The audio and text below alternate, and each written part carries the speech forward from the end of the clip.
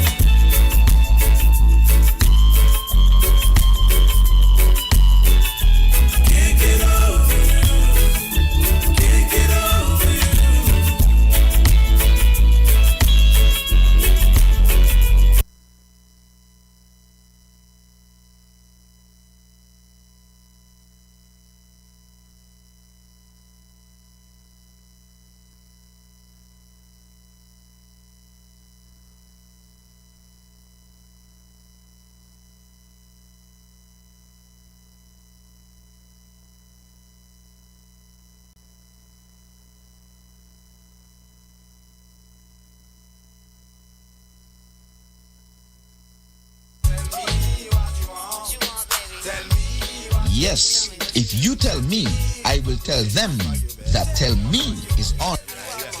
Did somebody say tell me? Then tell me about it.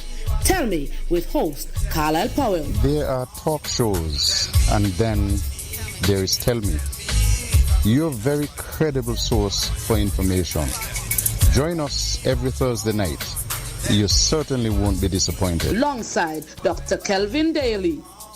Panic and fear, uncertainty that is compounded by a leadership that appears unprepared, uncertain, and indecisive in dealing with the coronavirus pandemic. And Tulu Weeks. Until God gets a hold of our Premier's life and transforming, he will go from bad to worse. We are tired of playing politics. We need to see policies that will change the life of people, especially those of us in the diaspora. Tell me. Carlisle, I want all human leaders to rally for change. Every Thursday at 8 p.m., you can be a part of this conversation by calling 669-7312. That's 869-669-7312. Also available on WhatsApp or from the diaspora 917-460-2187. Every Thursday night from 8 to 10 p.m. with host Carlisle Powell on 2020 Vision Radio and Facebook. Pico, the way to go for residential, commercial, and industrial wiring, data, security, UPS, and generator installation. When you need electrical work done now, done right, done at an affordable price, contact Pinney's Electrical Company. Call or WhatsApp 665-1916 or email pico_1166@yahoo.com. Pico, the way to go. Do you know what you're drinking? If you are drinking plastic bottled water, chances are you're consuming plastic contaminants, BPA, and other hormone-disrupting chemicals you cannot see with your naked eye. Those empty plastic bottles take up to 450 years to decompose. In the meantime, plastic bottles are polluting the environment. They are dangerous to the planet and our health. The safer solution is to acquire your own Kangen alkaline water filtration system, and you'll never have to buy toxic bottled water again. Help save the planet and drink clean water for less than the price you'll pay for acid plastic bottled water over the next few years. The Kangen technology is the world's most popular, most acquired water immunizer. For more information, you can call or WhatsApp us on 917-207-1307. That's 917-207-1307.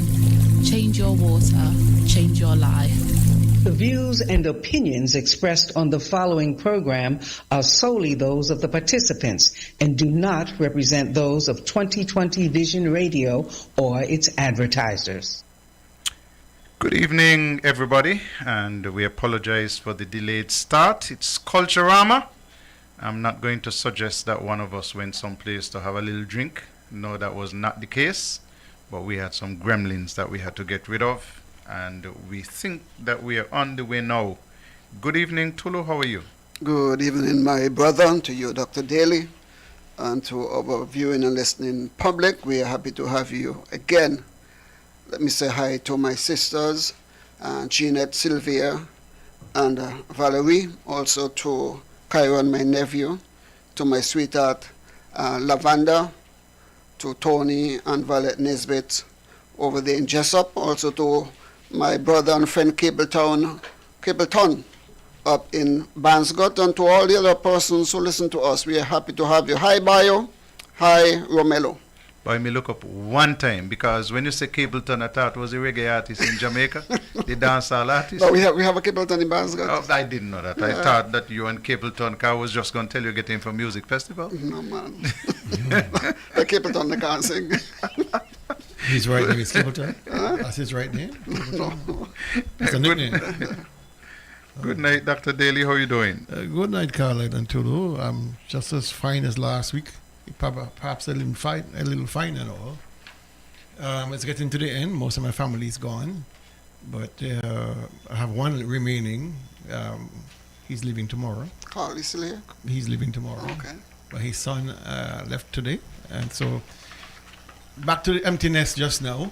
But let me say good evening to my brother Hugh down there in St. Croix, My sisters, even and Judith up there in Connecticut.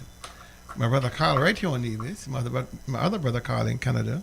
And of course, my brother Danny and his wife Twilla here on Nevis, enjoying themselves. And all those who have tuned in, especially good night to you guys. And over there in St. James, my good guys over there, Bose and Turkey and Gary. And up in Westbury, Max. Good evening to all of you. And I'm saying good evening to my sister Mary. She's back from her African visit. She and her husband John, and so they are back and in America. I'm listening out because Mary is going to tell me just now where she's going again. She don't stay one place long since she retired, so she's going to be on the move again in a little while. Coming down saying hello and good evening to my big brother Everett. I usually hail him up in Tartola, but he's keeping my company here in Nevis. So Dr. Daly, your family leaving, I have family here, man. I feel good. Okay, and then saying good evening to his lovely wife, Heather. Hope that you're doing well. Good evening to Glenda. She's retired. She's on the road. She's not keeping still since her retirement, so she's on the road. And saying good evening to Caden and also to Shireen, and going across to New York to say hi and hello to Mervett, and hope that you're doing well too. And then, of course, having to say hello to the entire Francis family. I'm not going to name them out. The entire Francis family. A shame like a dog. I didn't post Susie on her birthday. But I think I made it up. I posted the day after. Me and Susie good. She's not going to vex with me for too long. And saying good evening to Alan and Dahlia and the rest of the family. Hope that you're good. And coming home to Trevor. Hope that you're doing really well. In terms of the birthday list, gentlemen, I have Nurse Candida, who is going to be celebrating tomorrow. Coach Kell as well. Saturday the 1st, Mrs. Jeffers. Happy advanced birthday greetings to you, Mrs. Jeffers, celebrating on the 1st. And Agnola Tyrrell as well. And then going away to next week, Tuesday, I have Pretty Face Joycey. You can't forget that, Tulu. I'd give you advance notice. That's coming up on Tuesday. About this on Tuesday. By that time, I might forget. Okay. Tyrone and Curlin Hendrickson will be celebrating a wedding anniversary on the 4th. Angelica Elliott will celebrate on the 4th as well. And let me see if I have anybody else coming up before Thursday. Yes, Badman Polo coming up on Thursday. So those are the persons we have who will be celebrating from now to next week, Wednesday. I see a notice here from Tessa Howell, and she's saying, belated birthday greetings to my younger sis, Emily, better known as Baby Boss. A big sis loves you, honey. I think that's the only person I see here. Oh, one from Jam Forbes, belated birthday greetings to my younger sis, Emily as well, better known as Baby Boss. So the same person. All right, good enough. Okay, so we can sing now. Yeah, Tulu going to lead us, of course, in prayer. Prayer, I can do. Happy birthday to you. Happy birthday to you. Happy birthday, happy birthday. Happy birthday to you. And as usual, from us in the studio, may live to be 101 and us 101 minus a day, so we don't have to see you go. May God continue to bless you with good health, strength, and of course, wealth. Okay, gentlemen, it's Culturama, but the place flat like a pancake. Not a lot happening. You go through town. I know that people are here because I've heard from people that they are coming or that they are here. But Jesus Christ, it's not much different. It's not put Jesus in no, that. man, Jesus is celebrated. Not Culturama. You leave you to Culturama. He's up the man. Where you like that?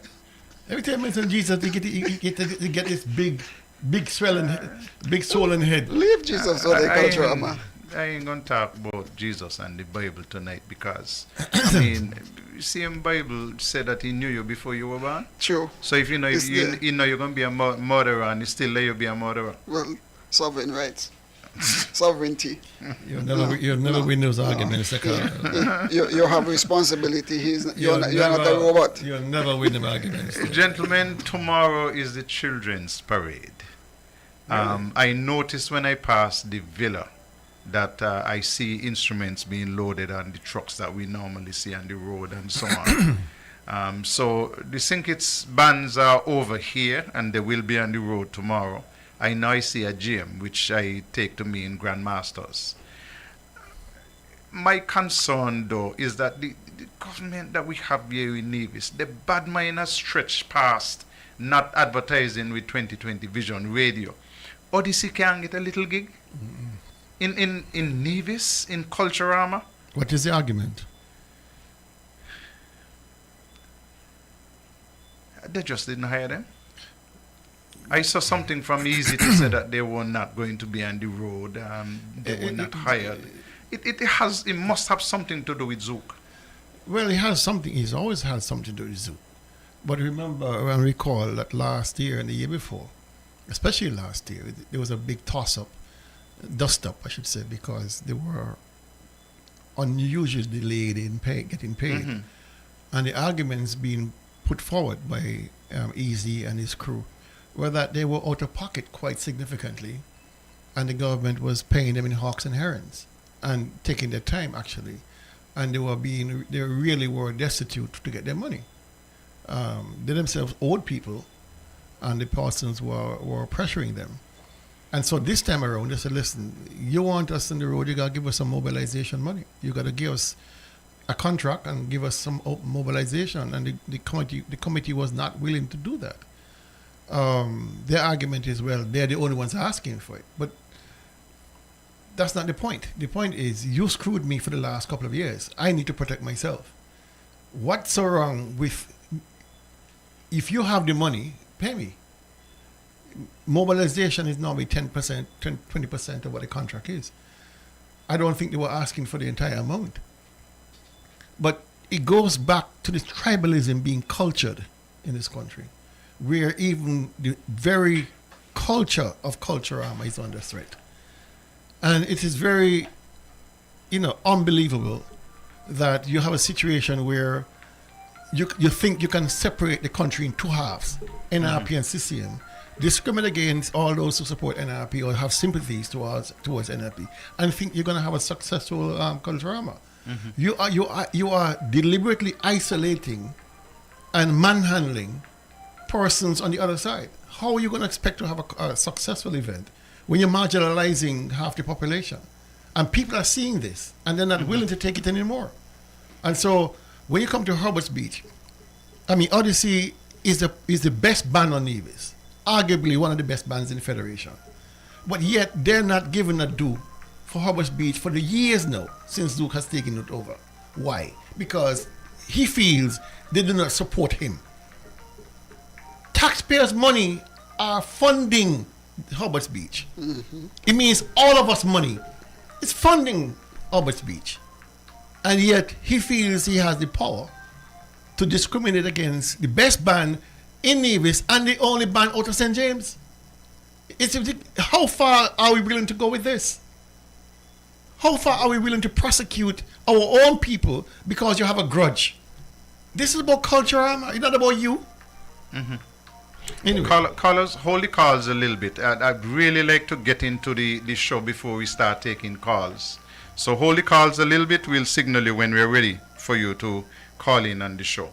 And listen, we went down the road full speed, and I forgot to mention the passing of Charles Wilkin Kessie. He passed last week, Saturday, so that was after our show on Thursday. And so we want to reach out to the family of Charles Wilkin. I knew him on the cricket field because he represented St. Kitts and the Leewards, and I believe the Combined Islands as well. And not only that, if you are from St. Kitts Nevis, you must know of Charles Wilkin Kessie as a lawyer. because he was a lawyer for many years, and in one of the well-known law firms here in St. Kitts and Nevis as well. And his son is the current Attorney General of St. Kitts and Nevis. So we want to reach out to the entire fraternity, the legal fraternity, the cricket fraternity, and we want to especially embrace his family at this point in time. I haven't heard any arrangements for funeral yet, but I'm sure that those details would come out later. As the president of the Nevis Cricket Association, I'd love to go. I'd love to go and make sure that Nevis Cricket Association is represented there. We also would have lost a stalwart in the person of Sylvine Henry. Like it or lump it, she was a force to be reckoned with on the radio. She is historically a magnificent teacher from all records, an activist by every standard. And so I was really taken aback this evening. I was sent a notice by my good friend Dow, Penny down there in St. Kitts. I had no idea she had passed. I realized normally she would call into the show on Saturdays, and I realized I haven't heard her much of late, but I had no idea that perhaps she was a bit under the weather. So really deep condolences to her family and friends, all those who will be mourning her loss. She was a real patriot of this country, and so rest in peace, Sylvine Henry. We clashed once. I was on Freedom FM representing the Nevis Reformation Party, and she called in and wanted to give the impression that she knew more about NRP than me. And I took offense to that, and we exchanged a couple of words. But I liked her. I like people who are brave and bold and have a view and are not afraid to express their views. I don't know, sometimes I can be a little bit abrupt. She never called again when I was on. Yeah.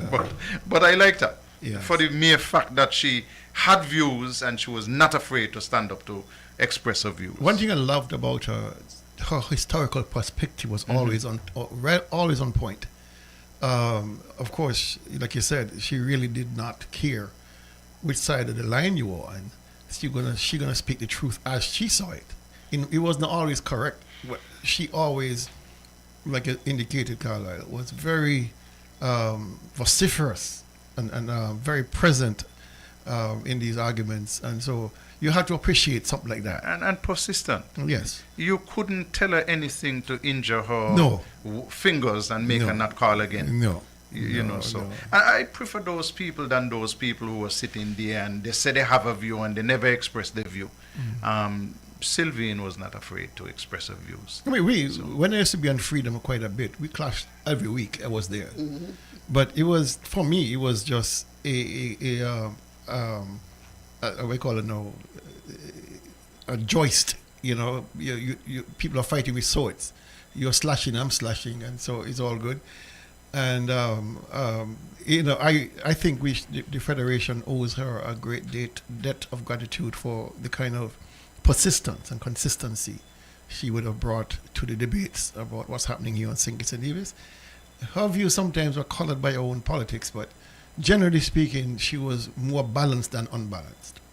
Okay, funeral for Mr. Charles Wilkins will be on the 7th of August, 10 o'clock, at the Co-Cathedral of the Immaculate Conception. That is the Roman Catholic Church there in Bastia. So we know that has been dated 7th of August, and I suppose that it is going to be filled because the legal fraternity alone should take up a lot of those seats. Okay, now let's hear, we're just going back to the Culturama payments just briefly because the Premier addressed it in his last press conference on the 23rd. Can I give an assurance to vendors of Culturama that will be paid on time and in full? I can tell you to tell them that they will be paid. Whether it's on time or in full is a different matter because obviously each year we have a payment mechanism that we employ. And so I'm not so sure about the in time and in full. They'll be paid in full. The in time, no, that's the part because that's often there's some delay that we often occasion. And normally we try to complete our payments by the end of the year. So vendors, people who have been dealing with Culturama from time immemorial, they understand how it works. And sometimes we don't pay them all the money at once, we pay them in bits and pieces, but people do get paid. And so I think that people continue to treat and engage with us because they know that they will get their money, even if they may not get all of it at once. So the in full part I can commit to. The in time part, you'll have to define that better for me. But if you're saying that I get all the money at once, then that has never happened. And we don't anticipate that will happen this year either. We tend to pay as we go throughout the year and ensure that all the vendors are ultimately satisfied in terms of whatever their bills may be. Listen, Mark Brantley cannot be accurate with saying that it has never happened before when vendors have been paid. Let me go back to an audit report where the auditor said Culturama is an institution which has been existing since 1974. And it is scary to think that in all the years we have had Culturama, the government still can't budget for Culturama. They can't budget for Culturama. So you know the event, you know what the costs are, but yet still, the government absolutely refused to ensure that there is a proper budget so that the vendors can be paid in full and on time. So he says that they are paid by the end of the year. And then he says throughout the year. Well, what the hell is it, Mark Brantley? They're paid by the end of the year in which that Culturama is kept, or they're paid throughout the year, meaning from 1 July to the next year, July. And why is this still happening for an event that is 52 years old? It makes no sense. And Deli and Tulu, I don't know about you, but if somebody owe me $10, and every time they see me, they give me 50 cents, I can't get it count. That's an absolute That's an insult. truism. Mm-hmm. That's what they call it, hawks and herrings. It flies away. But you see, when foreign artists come, they are paid in full. Before they arrive. Before they arrive. When the bands from St. Kitts arrive, they are paid.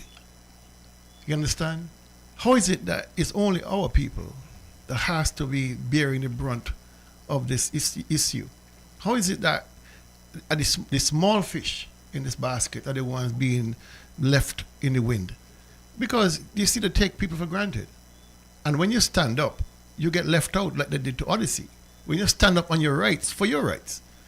If you have budgeted $2 million for Culturama from the budget debates in 2026, and that was held in 2025, I mean, why is it that you can't have that money to pay the people when the event is finished? You are collecting money all throughout for the gate fees, for the broadcast fees. You're collecting money from donors, sponsors, but yet you are holding back on paying on time, and you're holding back paying months later. People can't get the money. You're telling people, front the money and we will pay you back. And for years people have been doing that, and those who can do it, God bless them. Not everybody is so blessed. But how is it they have two systems working at the same time? How is it that the overseas are paid? How is it for Mango Fest? You brought in a special chef, paid them $20,000 US dollars cash to do some mango dinners, mango lunch down there at Four Seasons. $20,000 US dollars for a chef for one day. But you can't find mobilization money or even to pay our vendors even before the year is out, and you're going to think that is okay by saying, well, it's never happened. That is recklessness. That is bad-mindedness. That is sheer idiocy. You should always be inclined to make things better for people. Encourage people to come. Why do you think people are not participating? Why is it that you have these scanty things? Because people are saying, listen, ain't what it. I'm putting out all this money up front, and I gotta wait 6, 7, 8 months to get paid? Who wants that? Why don't he forego his salary for 6 months and see how he makes it? Dele and Tulu, the government is tired. You need new thinking, new people behind Culturama. And not going to happen until you change the government. It is as simple as that. They are out of ideas. You need fresh thinking, fresh people. There are two things that stand out for me. Is that when Eric became the Minister of Culture, that very same year, it was announced that Culturama, as you know it, will be a thing of the past. They are moving in a different direction, something that they call fusion culture. Whatever that means, I don't know. And then last year when the debate came up about Odyssey, if my memory serves me right, one of the comments that the Premier would have made is that Odyssey, they need to spend the time out practicing and they should be happy that they get a chance to practice or some foolishness like that. And so he felt that they are not up to a standard where they deserve to be paid. It's all about him heaping insults on people. Every time he's backed into a corner, he has to come out with condescension, with hatred and spite. Odyssey is a premium band, class act. So anybody who listens to the Premier talking that nonsense, I mean, it's crazy that, you know, he keeps demeaning his own people. How, and I ask the question again, how far are we willing to go as a country with a leadership that is so eager to divide us in two? How far are we willing to go? I've been here in Navy since 1991. I've participated in every election. And this is the first period in the last 10 years that we have become so divided on all aspects of our lives. And we are now down to the culture. I look forward for Culturama. All of us look forward to Culturama. My family would come home for Culturama. My family left before Culturama finished, before even Culture will start. Because where are we going? They are feeling the tribalism, the political tribalism. Who wants to be in that? Who wants to be in that? We got there since Mark entered into politics. I have known that we ran election from 1992 when we lost. And every time there was an election after that and we lost, we conceded the elections and we move on and wait to another election cycle. Mark Brantley, when we won the election in 2006, the election was Monday, and by Wednesday he started a show. It was the Wednesday, right, Powell? He started a show, the Andy Mark Show, that attacked the life out of NRP from that day until this present moment.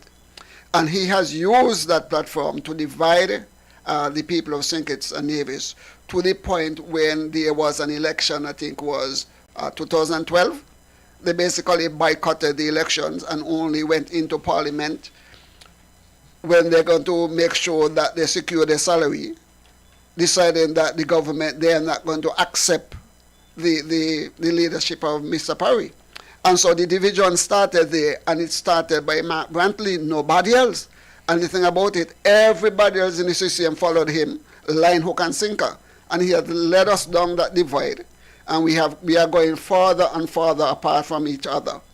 And so he would have reached to the stage now where he's saying that in the next couple of years, that the commanding heights of navies will not be in the hands of Navigans. Every Navajan need to stop and ask themselves the question, what is the Premier saying to us as Navigans and people who love navies and are part of our navies community? We're going to come back just after this. Do you know what you're drinking? If you are drinking plastic bottled water, chances are you're consuming plastic contaminants, BPA, and other hormone-disrupting chemicals you cannot see with your naked eye. Those empty plastic bottles take up to 450 years to decompose.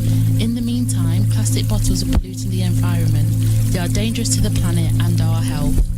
The safer solution is to acquire your own Kangen alkaline water filtration system, and you'll never have to buy toxic bottled water again. Help save the planet and drink clean water for less than the price you'll pay for acid plastic bottled water over the next few years. The Kangen technology is the world's most popular, most acquired water immunizer. For more information, you can call or WhatsApp us on 917-207-1307. That's 917-207-1307. Change your water, change your life. PICO, the way to go for residential, commercial, and industrial wiring, data, security, UPS, and generator installation. When you need electrical work done now, done right, done at an affordable price, contact Pinney's Electrical Company. Call or WhatsApp 665-1916 or email pico_1166@yahoo.com. PICO, the way to go. Thank you very much, and welcome back to Tell Me. We're in Culturama, but that's on the outside. We're on the inside, and we're talking to your people who are always here and always listening to us. Gentlemen, yesterday Barbados had a wonderful send-off for Sir Gary Sobers, who has been acknowledged as the best cricketer ever to walk onto a cricket field. Antigua, salutations to you, Antigua. I'm so very proud that they sent an official delegation to Barbados, including Sir Andy Roberts, Sir Vivian Richards, Sir Richie Richardson, and Sir Curtly Ambrose. St. Kitts and Nevis, we missed the chance to send Mr. Elcomido Willett to Barbados to represent us in St. Kitts and Nevis. Remember that Willett it is who opened the door to selection from these smaller islands and came before Andy Roberts and Viv and all the others. I'm wondering if the government of Nevis are going to say to Mr. Willett, we want you to be part of the official delegation to go to the funeral for Mr. Charles Wilkin. I'm more than a little bit embarrassed that they didn't send him to Antigua. But part of the trouble with our government here, I don't think these fellows can see beyond themselves. So if it is not them, nobody. But Willett, who made the West Indies team back in 1973, really should have been on a plane to Barbados, all expenses paid, and I'm sure that he would have been treated with all the decency and courtesies that are due to somebody like him. The Premier, I noticed that he scripted something. Somebody wrote something for him, and he put it out there, sending condolences to the family of Sir Gary. But he couldn't look up to Hamilton and said that the first cricketer from the Leewards to make a West Indies team is Elcomido Willett, and swallow his pride and say, Mr. Willett, we are offering you the chance to go to Barbados to represent us. I think that was a shame and a disgrace. Caller, you are the first this evening. Good evening. Yeah. Good night to the listening public. Yes, sir. Good night to you in the studio. Elcomido Willett didn't miss no chance. Bad mind why he didn't go. Nastiness why he didn't go. That's all. So ain't nothing about he missed no chance. But let he go ahead. Because we're going to see what he going to miss. Good night. Thank you very much, caller. The lines are now open, so you're free to call in and be a part of the rest of the show for us. I want to go quickly to a question that was asked of the Premier at the press conference about the Bureau of Standards. And I'm sure you gentlemen would have driven down the road there by Social Security and see a big hole in the ground. Let's hear from the Premier. The Bureau of Standards Nevis, I have had no recent update on that. That is a building we know to be constructed right here at Pinney's, just across from the Social Security building. They have done some excavation work, but since then I have not had an update. That is being administered through the Nevis Disaster Management, and so I'll have to also find out on that. Mr. Premier, you're not going to pass this off on Brian Dyer and his staff. This is a government project. You made a song and dance when the excavation was done. If there is no money for the project, tell us there is no money. If it was not in the budget, as usual, tell us it is not in the budget. But just to pass it off and say it's being administered by the disaster preparedness, that's not acceptable. We're not taking that. We're not taking no rubbish from you between now and the end of your term when you shall leave office. Good evening, caller. Hi, good evening, caller. Good evening, Carlisle.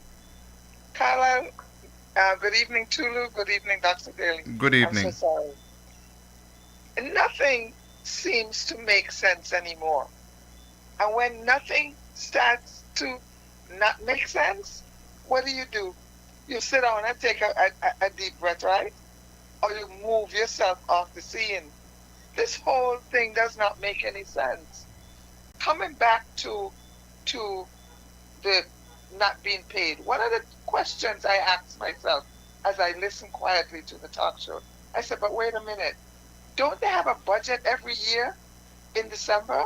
And isn't there that a part of the budget in December for an event that the government knows they have to pay for in June?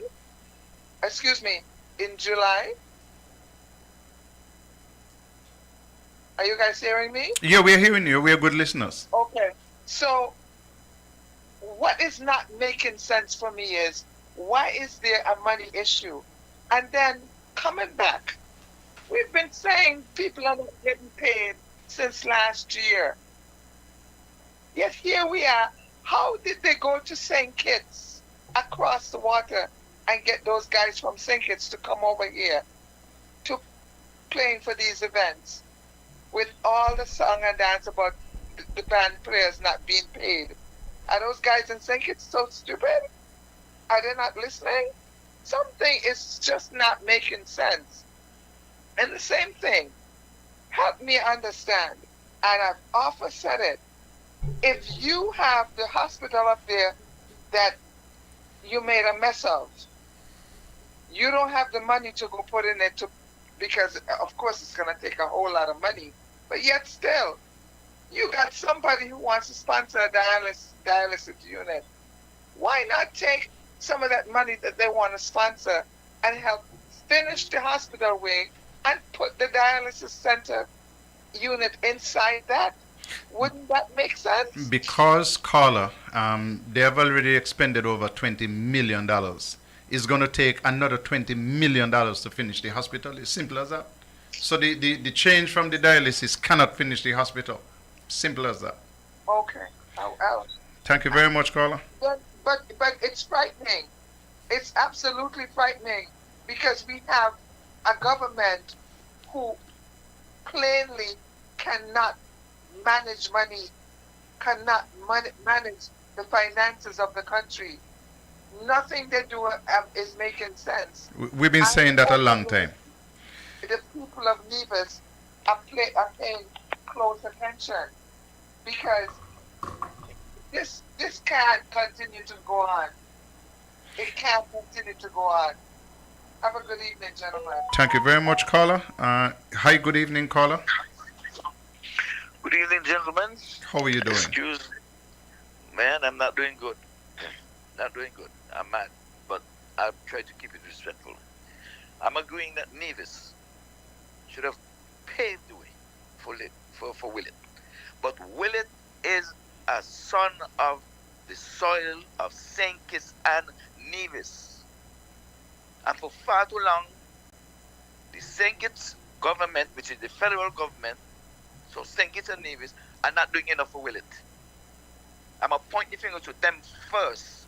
Willett is the first man out of St. Kitts and Nevis to make the West Indies team. We don't know that Nevis broke, Mark Banty got bad mind. Dr. Drew, I like you.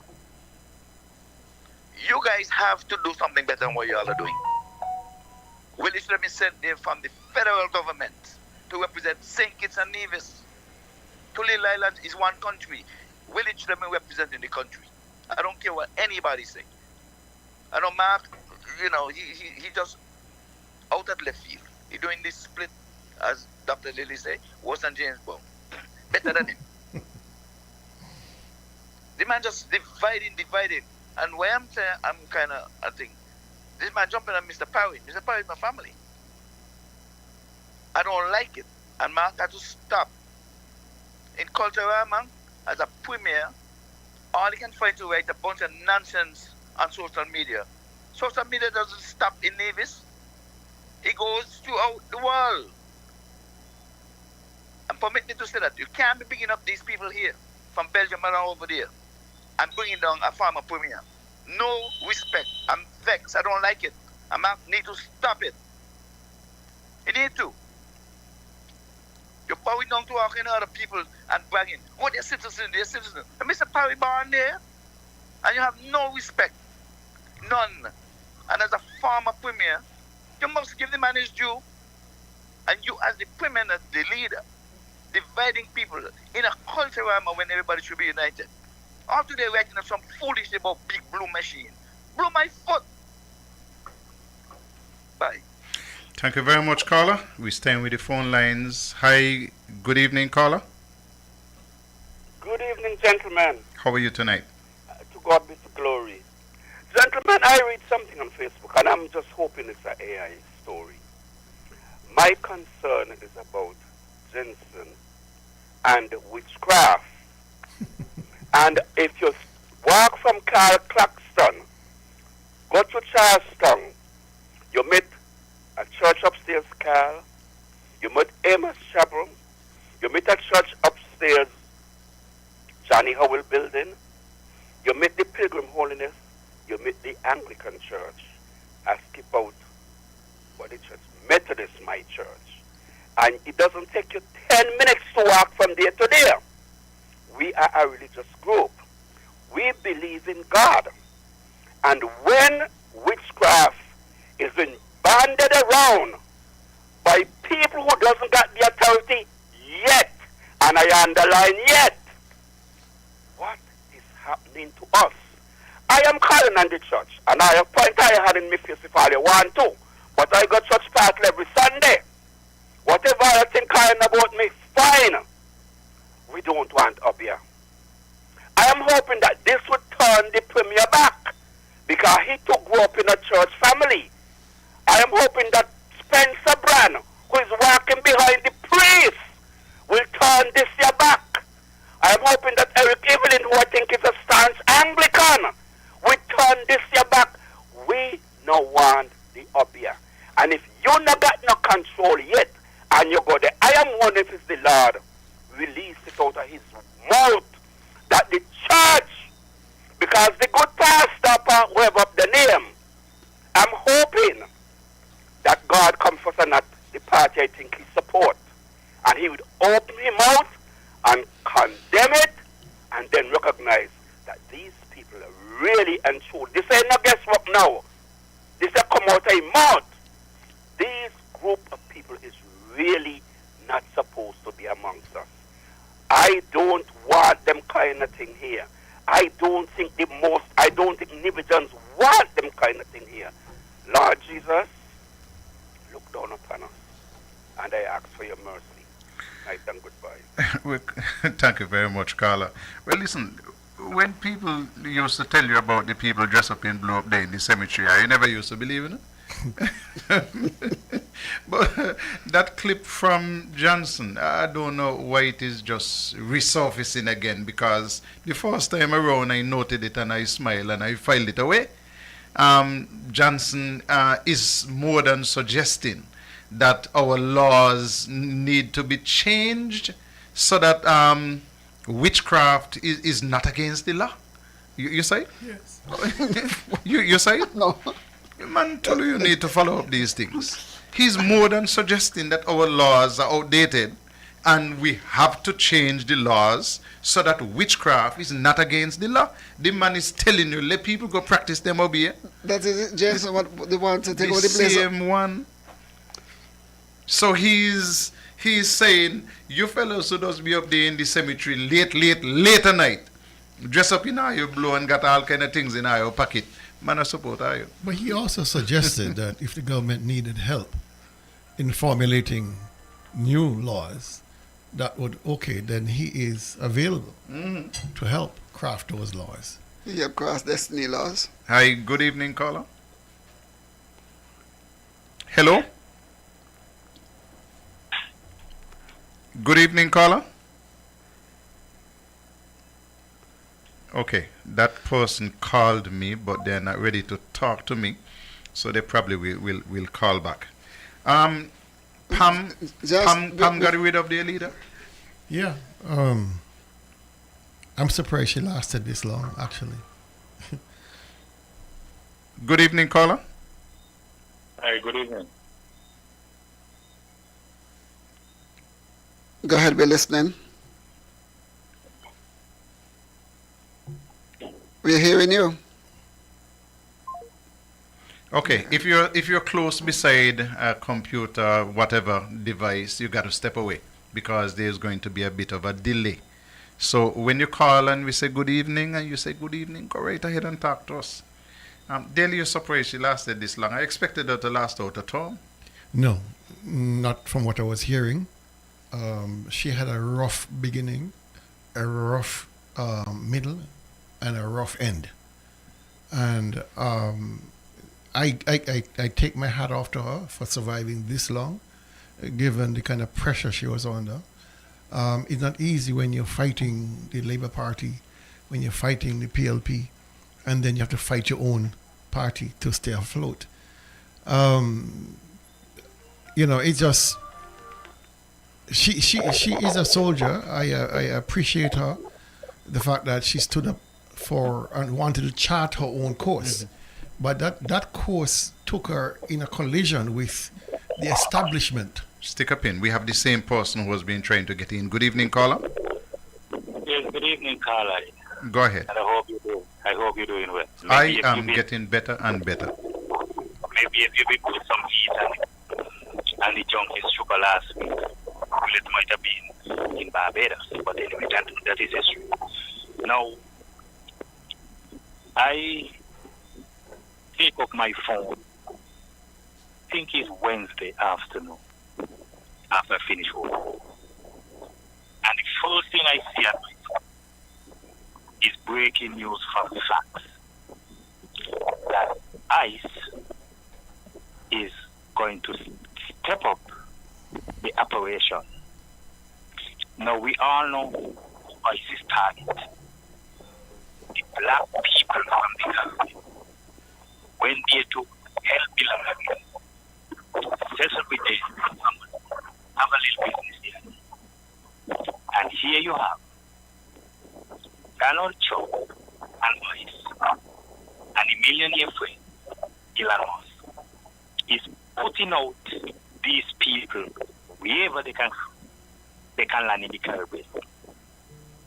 And we have this junkie super here going to bring millionaires in our country to take over when millionaires don't have no use for black people. Something has to be wrong. And for me, anyway, good night. Have a good night, caller. Yeah, there were some powerful, really embedded interest from the very beginning that would have sort of tried to maintain the old PAM. And Shani, to her credit, was trying to put PAM in a different light, in a different direction, creating her own legacy. And like I said, that was a fatal error on her part because she did not have the sort of fortitude or backing of sufficient heavyweights in the PAM dynasty that could have saved her.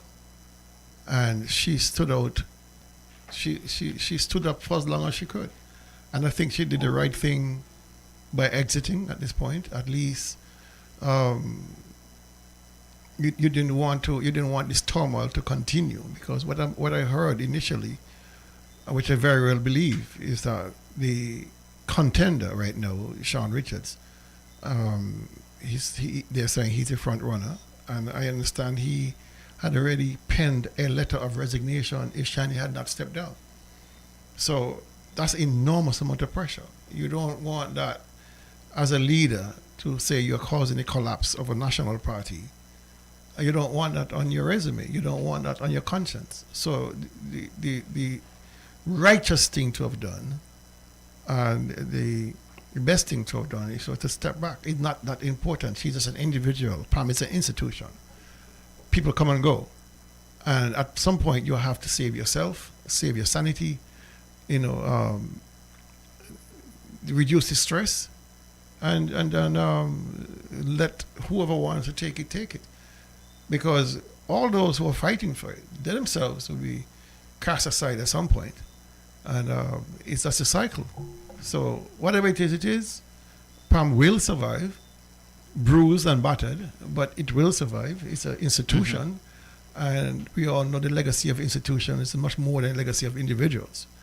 And so I wish her all the best in her endeavors. I hope she stays close to the party because, you don't want persons to be so disaffected that the philosophy that they would have campaigned under, which is the anchoring for all of us, that would have changed sufficiently for us to say, you know what, forget it. I don't believe anymore. And that happens quite a bit. People switch parties, all of a sudden the philosophy that they believed in is no longer important. Money has raised its head or whatever it is, opportunity. So I wish all the best. But my people on the ground are telling me that depending on who emerge as the leader, Shani may well say, hey, listen, to hell with that, I'm done. And not be in the race as a candidate. I've heard that. I've heard that, and I sincerely hope it's not true. Because then persons are injecting personalities into what should be a national campaign to become the government. Mm-hmm. And when you start having these injections of personalities because they might have rubbed you the wrong way, they might have done this to you, that to do, you're forgetting the overall objective is to become successful as a party. Hi, good evening, caller. Hi, good evening, Carlisle. Good evening to gentlemen in the studio. Good evening to Nevis and the rest of the world. It's interesting because while you guys are talking about the PAM issue, where Sean Richards has essentially, well, this is my view, forced out the young lady. Sean Richards, apparently, I just listened to a clip there where Sean Richards is asking them to excuse him for 6 months so he could go back to the US to deal with personal matters. The personal matters, he said, is to secure his green card. I mean, I couldn't hear more stupidness. Sean Richards done do some grievous bodily harm to the PAM party, and this is another round of battering he do to the PAM party, where he forcing himself in. And while he forcing himself in, he asking them to excuse him for 6 months to go secure his green card. He done give up his green card already, and he not give it up again. Well, boy, if you don't want to give up your green card, the Constitution say you can't be, well, I mean, what you do? Go where you going? Leave the party alone? I don't know. I don't understand these guys. Anyway, you guys need to listen to that clip and see how much sense that makes. Yeah. That I don't think that's a new clip. I think we heard it before. I don't think it's a new clip. We have heard it. We have heard it. The two. You can have a cake and eat it. Mm-hmm. The two of them remind me of somebody here. Anyway, never mind. But this sound like. Thank you very much, Carl. This sound almost like anybody but Shani kind of campaign. Mm-hmm. Because if Sean is making that position very clear, that he will be off for the next 6 months, and who's going to steer the ship? He was by remote control. He was off recently.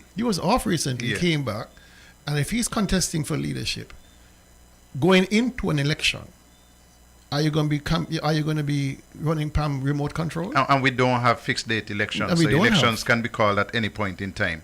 Hi, good evening, caller. Good evening again. And I don't know if I heard Mr. Daly right, but what I heard, I'm disagreeing. If this lady is the elected, duly elected leader of PAM, Sean, as far as I know, didn't contest. Why would he come in there to push her out when he was there, had the prime ministership in his hands twice. He relinquished that. He been called Mumu, he been called everything else, but this the Son of God. And now for her as a leader, she did not follow Janice. You must stand up. Because Janice had to do what she did. Cleon would have had her way. And I would have been disagreeing with Dr. Janice Daniel. So I'm disagreeing with that leader as Pam. We can't be pushing around the ladies like that. And if it's woman time, it's woman time. And Sean, you're a woman. I am saying Pam is burying themselves. We know they've been dead, but now the burial is here. You can't have somebody come in at this time within a year of election to tell me that you're having your leader to stand down. And what I'm hearing here now, remote control, no. So Dr. Lily, if I'm understanding you wrong, very respectfully I'm saying, she as the leader, steady course. You're not breaking up the party. Sean, letter would have been signed that you're gone. That's what she was supposed to do. That's my take. Thank you very much. Even before Daly jumps in, people have come in and taken over the leadership at short notice and been successful. John Compton came back and took back over his party and won the election. When the party strong. Yeah, but you see, they were in the opposition. Yeah, but everybody has a breaking point. Everybody, every one of us has a breaking point. And when you're contesting with all of your mind and body and soul, when you've committed the kind of resources I understand she has committed, personal resources to see that Pam is, a viable party, and then you are treated less than human, where everything you do is a bother to somebody. This is bigger than Sean saying he's going to resign. And they heard last. These are the aristocrats of Pam saying you need to go, or we are going to pull our support and our funding from this party. How do you survive that kind of onslaught? It's very difficult to survive that. Hi, good evening, caller. Yeah, good evening again. You know what saying up, Pam? I very well know Pam run by a certain set of people. And wherever they say goes, that's how we walk in a Pam. And we know that. Good night. Thank you very much. I'm going to leave Pam alone and change the subject. I'm going to wait. I'm going to be here. I'll be following the fallout and see what goes where. Just one thing before I come up that door. I listened to a podcast with the narrative, Callistra Faria, had as a guest Dwyer Astafan. And Dwyer made some points there, and one of them concerns me, because Dwyer made the point that he believed that there could be a government formed between the PAM party, the PLP party, and surprisingly he said NRP. I had to scratch myself and pinch myself, because I still believe I'm the chairman of NRP. I am not aware that we're in any discussions to have no coalition with those parties that have been named. And Dwyer is the same man who, to me, in a previous podcast, seemed to be saying to Pam, listen, you got to die with your dignity, but stay away from PLP. So how is he now putting PLP with Pam and reaching across the waters? One thing I will tell you, thanks for Dwyer, is that you are acknowledging rightly that NRP will win seats in Nevis. But at the end of that, having said that, I don't know what you're talking about with no coalition between PLP and no PAM and no NRP. Daly, you're an executive member. Maybe I had a meeting when I wasn't there. I don't recall any such conversation, and historically NRP has not formed any coalition with anybody. That is just his wish. Yeah, well, no, we had a coalition with PAM. Yeah, 1980. back in 1980. That's before I was born. Yeah, okay then. He's just he's pontificating. Wishing. Yeah. I mean, the kind of thing that Dwyer would have said about the Labour Party when he was with PLP, and then when he turned back away from PLP, the type of thing that he would have said about PLP, the type of thing that he said about PAM, And though I is in no position to be telling these people and to say to me that I must team up with these people that he has demonized over the years and say that they are no good, and we must stay away from. Okay, let's take a little break. When we come back, we're changing topics again. We're pivoting, but we're gonna have to go and make sure that we pay our bills. I don't know why I'm working from so many different folders tonight. Pico, the way to go for residential, commercial, and industrial wiring, data, security, UPS, and generator installation. When you need electrical work done now, done right, done at an affordable price, contact Finney's Electrical Company. Call or WhatsApp 665-1916 or email pico_1166@yahoo.com. Pico, the way to go. Do you know what you're drinking? If you are drinking plastic bottled water, chances are you're consuming plastic contaminants, BPA, and other hormone-disrupting chemicals you cannot see with your naked eye. Those empty plastic bottles take up to 450 years to decompose. In the meantime, plastic bottles are polluting the environment. They are dangerous to the planet and our health. The safer solution is to acquire your own Kangen alkaline water filtration system, and you'll never have to buy toxic bottled water again.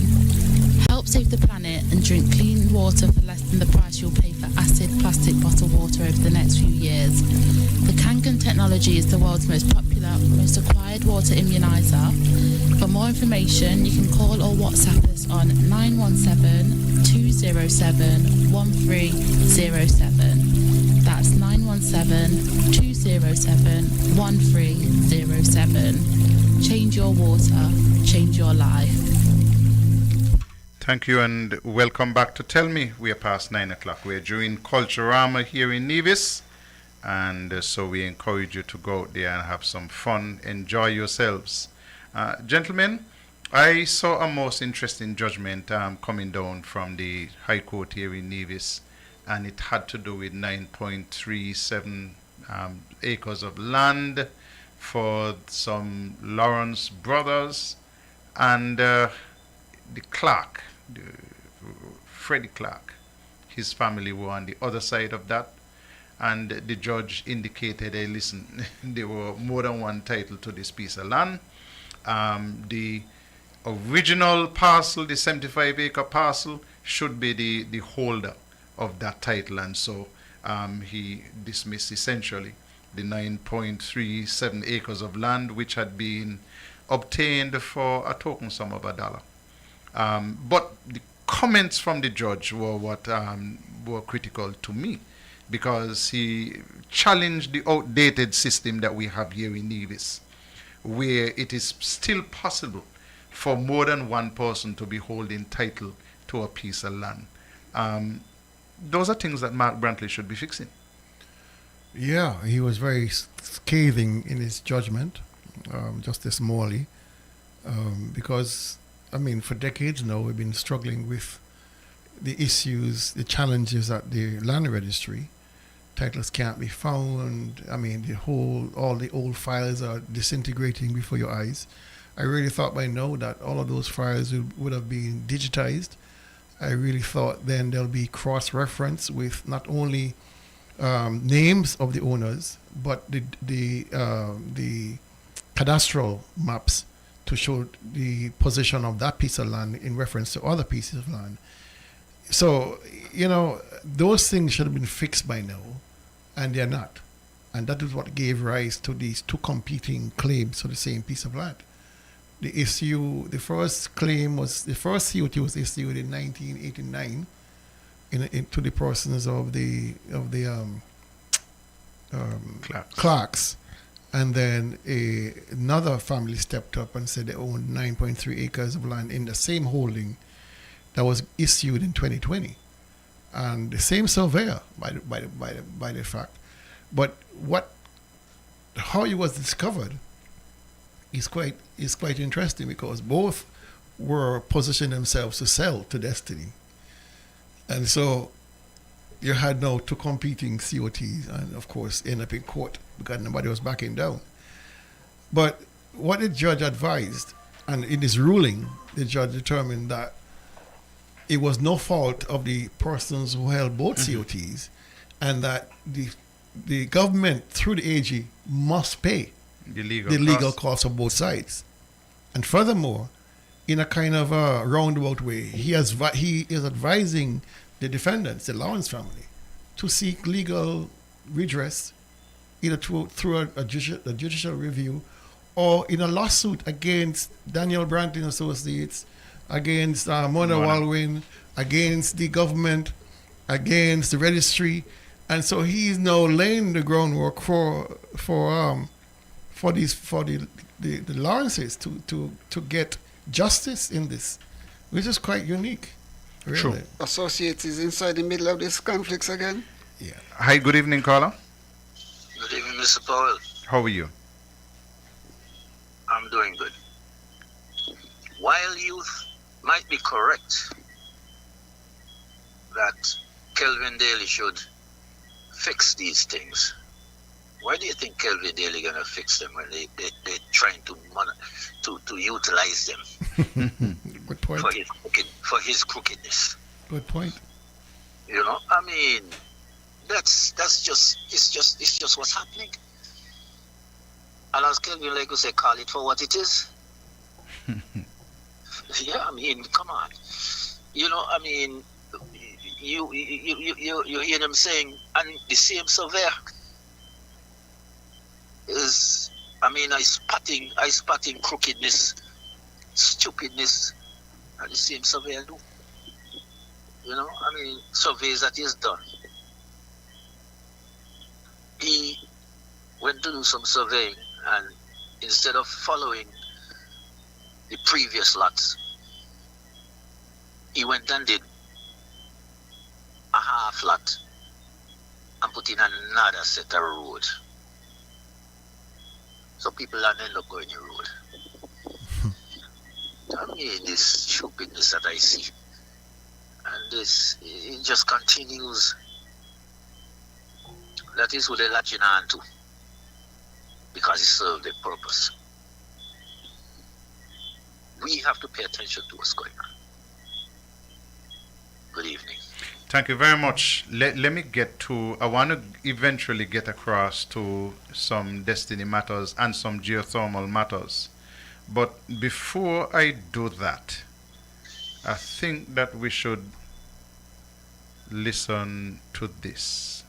You have one or two who are making as much noise as possible, but the time will come when the true story will be told, because I am going to say something tonight, you know.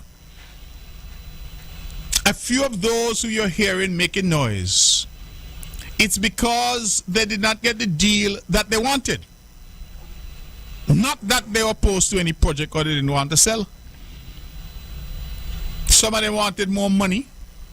Some of them wanted all the money one time. And in at least two instances that I'm aware of, and they're going around making noise, it's because their land is not needed or wanted by the people. Because initially, the buyers were calling different people about land, and then after they started to plan and try to execute in terms of what they're going to do, they change and reconfigure the boundaries of the lands that they were trying to target. And so somebody may have called Mrs. X and said, Mrs. X, I might be interested in your land for sale. Oh, yes, my land is for sale. And then later, because the boundaries have shifted, Mrs. X's land now falls outside the boundary. So nobody's calling Mrs. X anymore because they're no longer interested in Mrs. X's land. Mrs. X then goes on radio and says, I'm opposed to the project. I'm opposed to it. It's a bad project. It wasn't a bad project when your land was in the boundary. It's a bad project now that your land is outside the boundary. You see how life is? People must think for themselves, yeah? And don't take up other people's cudgel. Because some of those who are making the noise, I know one of them is making a whole heap of noise, but he's not telling people that he can't sell any land because he don't control the land. He just making noise. Listen, there is a clip that should be in the folder, and it probably is there, but I can't find it. So I'll play it from my phone because our good friend from Montserrat had him jam up last night. Let me play it from my phone.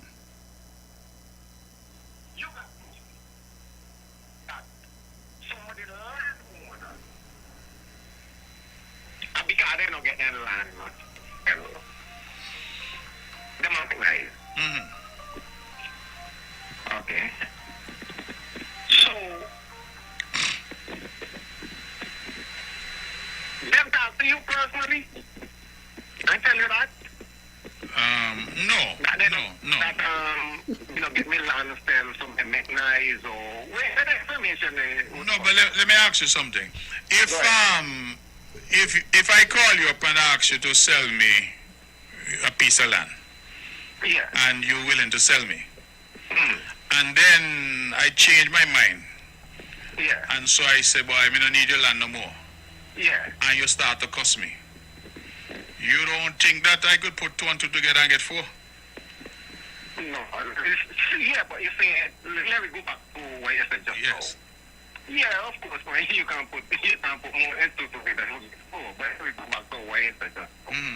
If you call me up and tell me that you want the land, so if I may ask you now, so how you don't know, well, this individual of course, because you know, get the land sell. Well, but it's a obvious inference, because if you're gone from wanting to sell to now start to cost because the people tell you they're no longer interested in the land, well, that is an inference that I can make.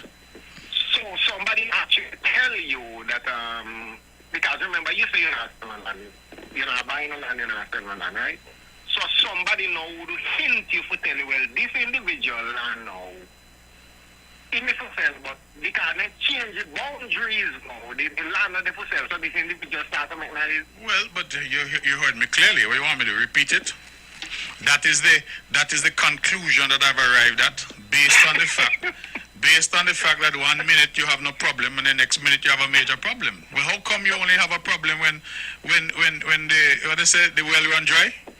Yes, so Premier Brandy, which I said, no, you're right now the action with the land people and them and the land selling, forgot all them information. I'm not in any action. I don't need to be in any action.